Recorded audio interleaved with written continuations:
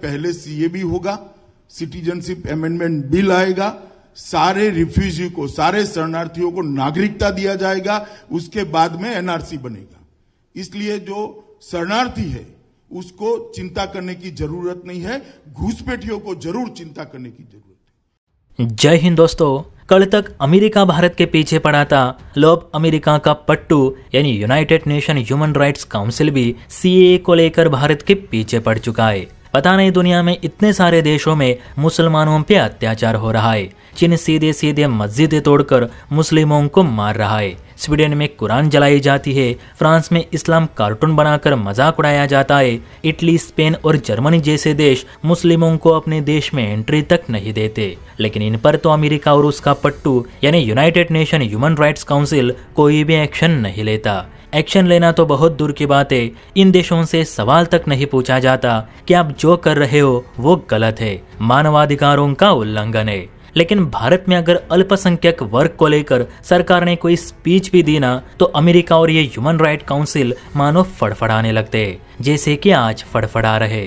दरअसल रिपोर्ट्स निकल कर आ रही है कि ह्यूमन राइट काउंसिल ने भारत पे दबाव बनाते हुए ये कहा कि भारत का सीएए कानून अल्पसंख्यक वर्ग के लिए फिलहाल तो उतना कारगर नहीं जितना कि भारत सरकार डिंडोरे पीट रही है। भारत का ये नया कानून अल्पसंख्यक वर्ग की आजादी छीन रहा है, उनके बसे बसाए घर उजाड़ रहा है। इसीलिए हम भारत सरकार को समझाना चाहेंगे कि भारत सरकार इस कानून को जल्द से जल्द खत्म करके हालातों को फिर से सामान्य करे, वरना आगे जो कुछ भी होगा उसके लिए जिम्मेदार भारत सरकार ही होगी। और भी बहुत सी बातें ह्यूमन राइट काउंसिल ने भारत के लिए कही है जो बस बेतुकी की बातें हैं।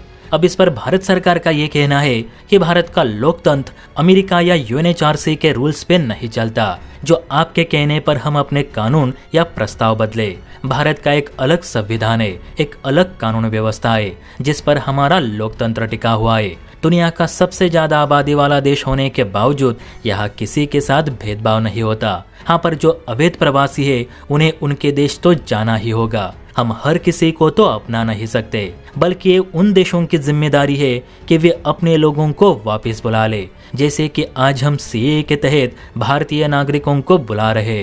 विदेश मंत्रालय के मुताबिक एक मेहमान 4 दिन ही किसी के घर अच्छा लगता है, लेकिन वो अगर पराये के घर को ही अपना समझने लगा तो उसे उसके घर की याद दिलाना भी जरूरी हो जाता है, जो कि हम सीएए के तहत कर रहे हैं। मंत्रालय ने अमेरिका और ह्यूमन राइट काउंसिल से साफ कहा है कि जो भारतीय वंश के हैं हम उन्हें हर हाल में शामिल करके रहेंगे, और जो विदेशी है उनके लिए यहाँ 1 इंच जगह नहीं। हम किसी के साथ प्रताड़ना तो नहीं करेंगे, लेकिन उन्हें यहाँ रहने भी नहीं देंगे।